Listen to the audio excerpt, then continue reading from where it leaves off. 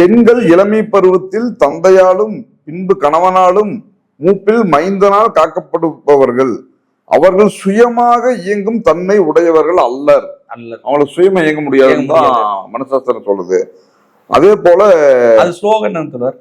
அது ஸ்லோகம் 3வது ஸ்லோகம், அத்தியாயம் 9வது அத்தியாயம் தான். அதாவது 9வது அத்தியாயம் முழுக்கவே மனசாஸ்திரத்துல பெண்கள் எவ்வளவு கேவலமா, எவ்வளவு, அதாவது இந்த பெண்ணை பாலியல் கொடுமை நடத்தினா அந்த இதை விட அது அவ்வளவு கொடுமை எழுதியிருக்கான். அப்படித்தான் இது வெளியே சொல்ல முடியாத அளவுக்கு அவ்வளவு கேவலமா இருக்கு. நான் படிச்ச வகையில இன்னொரு இது இருக்கு தொடர், நம்ம அதை மட்டும் கூட நீங்க குறிப்பிடுங்க. பெண்கள் எப்பவும் சந்தேகத்துக்குரியவர்கள் அப்படின்னு சொல்லிட்டு பெண்கள் அதை மட்டும் ஒரு இது படிச்சு காட்டுங்க தொடர். அதாவது பெண்கள் இந்த சுபாவம் பெண்களை படைக்கின்ற போதே பிரம்மனால் கொடுக்கப்பட்டு இருக்கிறது.